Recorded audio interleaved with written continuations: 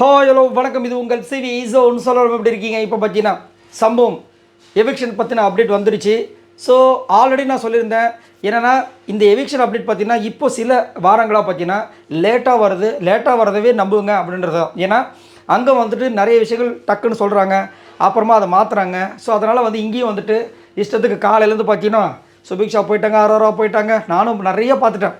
நான் அதனால தான் எதுவுமே கொடுக்கவே இல்லை அப்டேட். இந்த மாதிரிலாம் போயிட்டுருக்குன்னு இப்போ வந்து கரெக்டான ஒரு அப்டேட் வந்திருக்கு. என்னென்னா அமித் அவர்கள் இந்த வீட்டை விட்டு வெளியே போயிட்டார் அப்படின்ற மாதிரி ஒரு அப்டேட் வந்திருக்கு. ரொம்ப கஷ்டமாக இருக்குது. ஏன்னா சுபிக்ஷா தான் லாஸ்ட்டில் இருக்காங்க.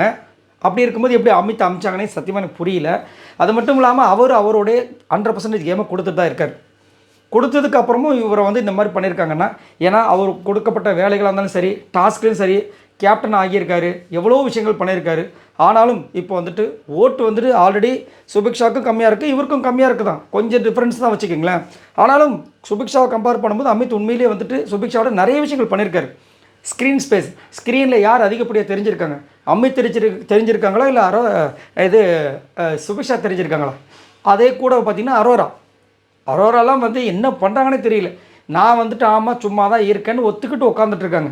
அவங்களெல்லாம் வந்து அனுப்பாமல் அமித் அவர்களே இந்த பிக் பாஸ் விட்டு அனுப்பியிருக்காங்கன்ற ஒரு அப்டேட் வந்திருக்கு. இது ரொம்ப மோசமான ஒரு விஷயம். இன்னொரு ஆங்கிளில் நீங்கள் யோசிச்சு பாருங்களேன்.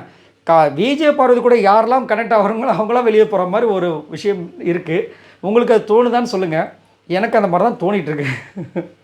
ஏன்னா ஒரு டைமில் பார்த்தீங்கன்னா இவங்க ரம்யா வந்து பேசிகிட்டு இருந்தாங்க. ஆனால் கொஞ்சம் சண்டை போட்டாங்க வச்சுங்களேன். அவங்க இப்போ வந்து அமித் இதுக்கு முன்னாடி நீங்கள் யோசிச்சு பார்த்தீங்கன்னா ஒரு அந்த மாதிரி ஒரு போர்வை போயிட்டே இருக்க மாதிரி இருக்குது. யாரெல்லாம் வந்து இவங்கக்கிட்ட வந்துட்டு நட்பாக பழகிற மாதிரி இருக்காங்களோ அவங்களெல்லாம் வந்து ஓரங்கட்டுற மாதிரி ஒரு சம்பவம் போயிட்டுருக்கோ அப்படின்ற மாதிரியே தோணுது. என்னென்னா இவங்கெல்லாம் சேர்ந்து விஜய் பார்வதி அடக்கி வைக்கிறாங்க.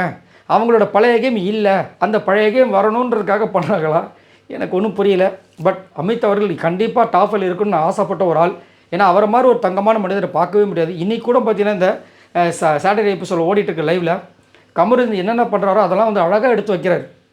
சூப்பராக கமருதுக்கு ஒரு அட்வைஸ் கொடுத்தாரு. இது கமருதுக்கு மட்டும் கிடையாது, நிறைய குடும்பங்களுக்கு தேவையான ஒரு அட்வைஸ். என்னென்னா கணவன் மனைவிக்குள்ளே நடக்கிற விஷயத்த வெளியில் போய் சொன்னால் அது எப்படிப்பட்ட ஒரு விஷயமா இருக்குன்னா, அழுக்கு துணியை நடு வீதியில் வச்சு, சரிங்களா, நடு வீதியில் வச்சு இல்லை நடு ரோட்டில் வச்சு துவைக்கிற மாதிரி.